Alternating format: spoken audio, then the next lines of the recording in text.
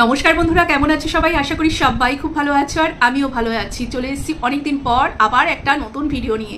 তো ভিডিও সন্দীপ ঘুরতে গেছে।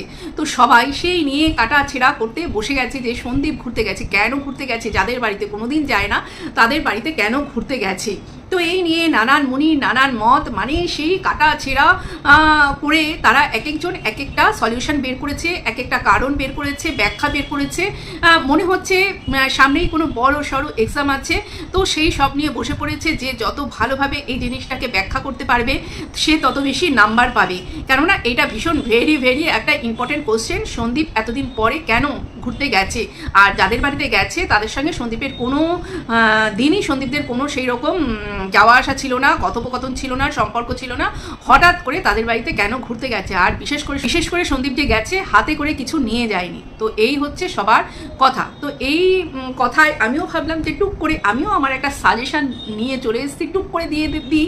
এই সাজেশনটা পরীক্ষায় যদি লেগে যায় আর এটা যদি ভালো করে লিখতে পারে, যদি সেখান থেকে কিছু নাম্বার ঠাম্বার পায় তাহলে তো ভালোই হবে, তাই না? তো আমার মনে হয়েছে তেমনই নিয়ে চলে এসেছি। চলো আমার সাজেশন শুরু করি। তো আমার মনে হয়েছে এরকম অনেক আত্মীয় স্বজন আমাদের প্রত্যেকের ফ্যামিলিতে থাকে যারা একটু দূর সম্পর্কের আত্মীয় হয়। এই যে মামা মাসি বা পিসি এই ধরনের সম্পর্ক থেকে, কাকা এই ধরনের সম্পর্ক থেকে একটু দূরের সম্পর্ক, কিন্তু তাদের সঙ্গেও মনের মিলটা কিন্তু থাকে। মানে অনেক দিন দেখবে যে এই সব আত্মীয় স্বজনের বাড়িতে যাওয়া হয় না, তাদের বাড়িতে গেলে বেশ একটা আলাদা কিন্তু একটা আতিথেয়তা পাওয়া যায়, আলাদা কিন্তু একটা ব্যাপার কিন্তু সেখান থেকে পাওয়া যায়। সেটা যদি গ্রাম্য কোনো পরিবেশ হয়, গ্রাম্য কোনো আত্মীয় স্বজন হয় যেটা শুধুই গ্রাম সবুজে ঘেরা, সেখানে কিন্তু আরও বেশি সুন্দর।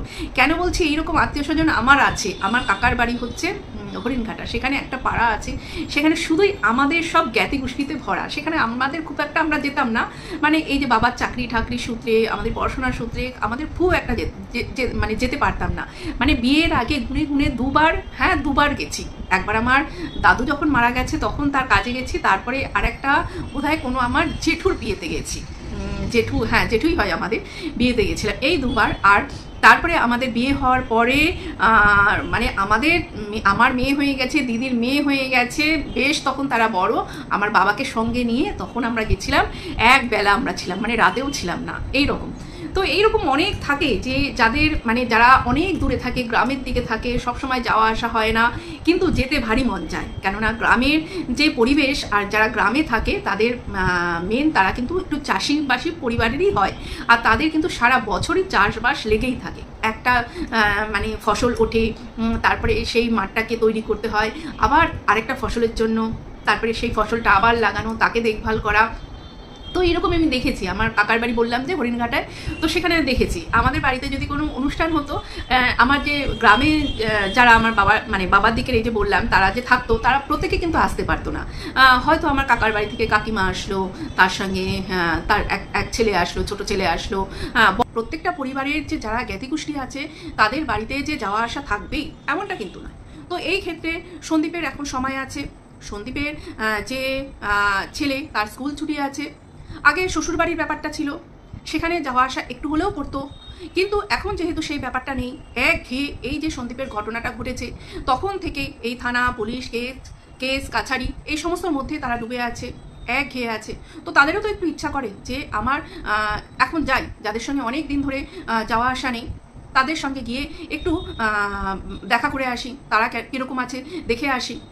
এবার হয়তো মাঝখানে এইরকম হয়েওছে যে সন্দীপের এই ব্যাপারটা যে হয়েছে তাদের কানেও গেছে, তারাও ফোন করে জিজ্ঞেস করেছে যে কি তোরা কেমন আছিস বা তোমরা কেমন আছো, তাহলে একবার এসো, অনেকদিন আসো না, ঘুরে যাও। তো তারা মনে করেছে যে তাহলে যখন আবার নতুন করে যোগাযোগটা হয়েছে তো যাই আমরা আবার গিয়ে ঘুরে আসি, দেখা করে আসি, তাই তারা গেছে।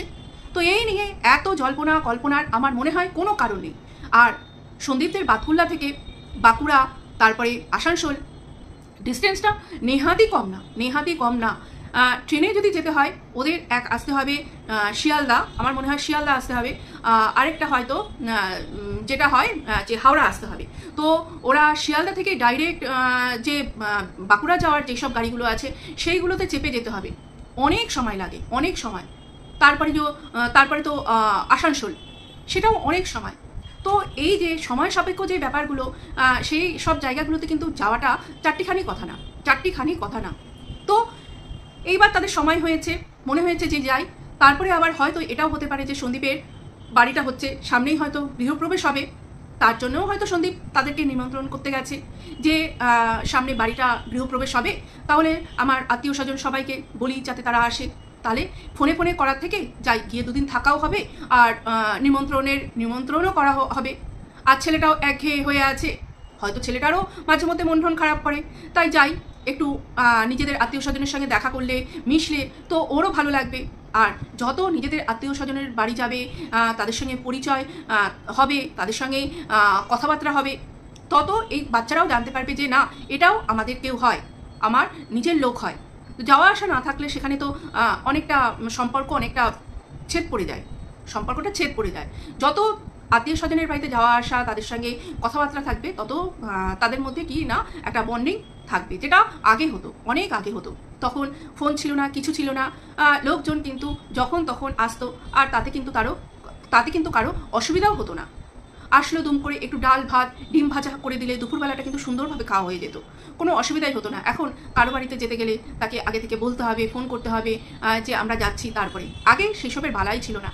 তার জন্য কিন্তু আত্মীয় স্বজনের মধ্যে আন্তরিকতাটাও অনেকটাই বেশি ছিল। এখন সেই জিনিসটা অনেকটা পরিমাণে কমে গেছে। তো এই যে সন্দীপের মা আর তার ছেলে যে গেছে ঘুরতে, এটা নিয়ে এত আমার মনে হয় লোকের জল্পনা কল্পনা করার কোনো দরকার নেই। প্রত্যেকটা মানুষেরই আত্মীয় স্বজন থাকে এইরকম, আর যেগুলো দূরের সম্পর্ক বা অনেক দূরে থাকে, সবসময় তাদের বাড়িতে যাওয়াও হয় না, তাদের সঙ্গে সম্পর্কটাও মানে সেইভাবে যে প্রত্যেক অনুষ্ঠানে তারা আসবে বা তাদের কোনো প্রত্যেক অনুষ্ঠানে তারাও যাবে, এরকমটা হয় না। হঠাৎ করে গেছে কি আছে, ভেতরে ফোনে তাদের সঙ্গে ফোন আলাপ ছিল কি ছিল না সেটা তো তোমরা জানো না।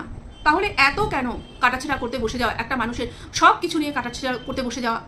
আবার আজকে আমি রিম্পার ভিডিও দেখে দেখলাম যে সন্দীপ যে আসানসোলে গেছে, সেই ব্যাপারটা নিয়ে নাকি একজন কমেন্ট করেছে যে সন্দীপকে যেখানে দেখবে সেখানে ঢিল মারবে, তার গাড়িতে ঢিল মারবে বা সন্দীপকে ঢিল মারবে, মানে সন্দীপের উপরে একটা হামলা করবে।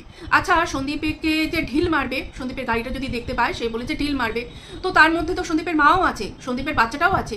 ওই ঢিলটা তো সন্দীপের না লেগে সন্দীপের বাচ্চাটারও তো আঘাত লাগতে পারে। তো এই কথাটা সে একবারও ভাবলো না। যদি সন্দীপকেই সে এতটা ঘেন্না করে, এতটা পরিমাণ ঘেন্না করে সন্দীপের মাকেও, যে সন্দীপকে যেখানে দেখবে সেখানে মারবে, মানে এখানে সন্দীপ যেন তাদের এমন কোনো ক্ষতি করে ফেলেছে, যে পার্সোনালভাবে তাদের এমন কোনো ক্ষতি করে ফেলেছে, সন্দীপকে যেখানে পাবে সেখানে মারবে। এ কী ধরনের অসভ্যতাম, কী ধরনের কমেন্ট! আর সেই কমেন্টে লাভ রিয়াক্টও দেওয়া হয়েছে। মানে মানুষ কোথায় গেছে!